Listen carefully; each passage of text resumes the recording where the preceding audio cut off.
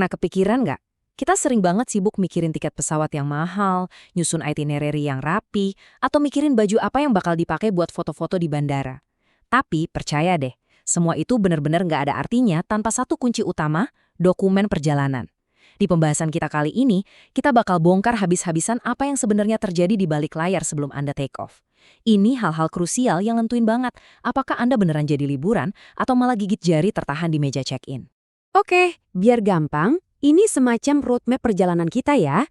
Kita bakal mulai dari ngebahas dokumen esensial wisatawan, terus ngintip senjata rahasia para tour leader, ngelewatin 3 tahap pemeriksaan, ngelihat resiko fatal kalau sampai ada yang salah, dan terakhir, kita bahas peran vital dari staf lapangan.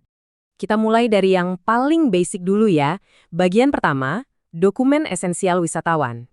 Jadi, dokumen perjalanan itu bukan sekedar tumpukan kertas atau file PDF di handphone Anda. Gini deh, anggap aja paspor dan visa itu kayak kunci rumah. Anda kan nggak mungkin tiba-tiba masuk ke rumah tetangga tanpa izin dan tanpa kunci kan? Nah, persis kayak gitu juga kalau kita mau masuk ke negara lain. Dokumen ini tuh bukti legalitas Anda untuk nembus perbatasan, sekaligus ibarat alat tukar buat tiket penerbangan dan hotel yang udah Anda bayar mahal-mahal. Buat kita-kita yang liburan sendiri, checklistnya sih sebenarnya lumayan simple. Cukup KTP kalau cuma domestik atau paspor kalau internasional. Terus tambahin visa kalau memang negaranya minta, e-tiket, voucher hotel, asuransi perjalanan, dan kadang-kadang dokumen kesehatan. Ngurusin ini buat diri sendiri rasanya gampang lah ya, tapi tunggu dulu, ada satu aturan yang sama sekali nggak bisa ditawar. Nah, perhatiin baik-baik aturan 6 bulan ini. Ini tuh benar-benar mutlak. Kalau masa berlaku paspor Anda kurang 1 hari aja dari batas 6 bulan saat Anda nyampe di negara tujuan, wah, Anda nggak bakal diizinin terbang. Titik. Nggak ada tuh alasan, tapi Pak, saya kan cuma liburan 3 hari doang. Belum lagi kalau sampulnya agak robek dikit atau halamannya udah kepenuhan. Urusan imigrasi itu benar-benar hitam di atas putih, tanpa kompromi. Oke, sekarang kita lanjut ke bagian kedua, senjata rahasia para tour leader. Coba deh kita bandingin. Anda sebagai traveler bisa jalan santai, nenteng kopi, cuma bawa dompet yang isinya paspor. Tapi coba lihat beban seorang tour leader. Mereka itu kemana-mana bawa semacam buku manual bertahan hidup buat satu grup penuh. Merekalah otak di balik layar yang mastiin puluhan orang ini nggak ada yang nyasar, nggak salah masuk kamar hotel, dan pastinya tetap makan tepat waktu. Bisa dilihat kan, ini nih yang bikin kerjaan tour leader super ribet. Mereka harus ngehandle 4 kategori dokumen sekaligus. Mulai dari urusan operasional kayak daftar kamar, ngurusin transportasi grup yang sering banget memusingkan, sampai megang dana darurat kalau tiba-tiba ada krisis di jalan. Mereka tuh udah kayak manajer operasional serba bisa yang selalu standby. Masuk ke bagian ketiga, 3 tahap pemeriksaan. Disinilah dokumen-dokumen tadi beneran diuji.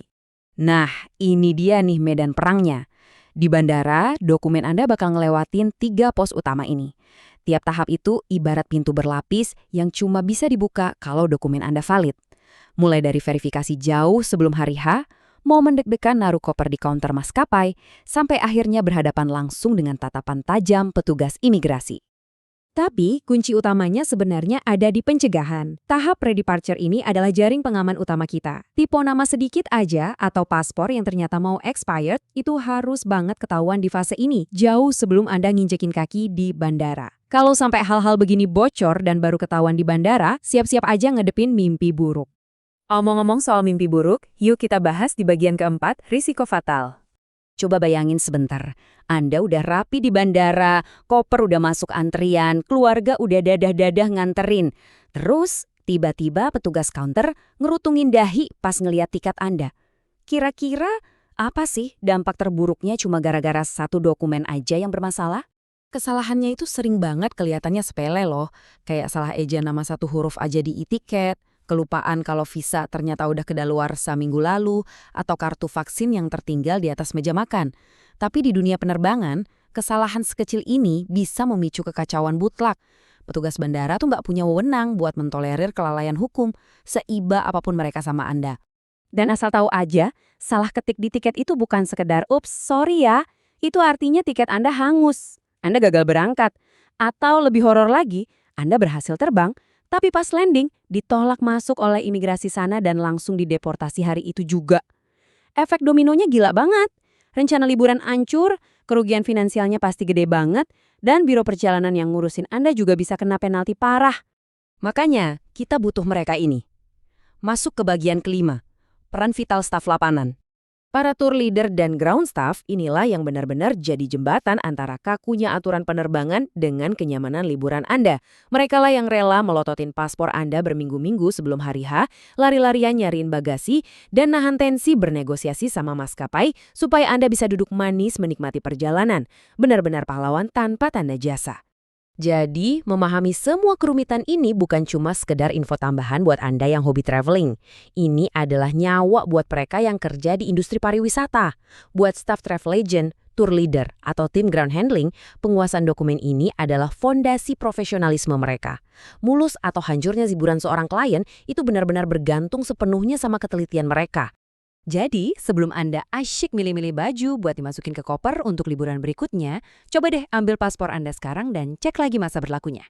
Kita juga jadi makin bisa ngehargain kerja keras para tour leader yang selalu mati-matian ngejaga perjalanan kita tetap jadi mimpi indah bukan mimpi buruk administrasi.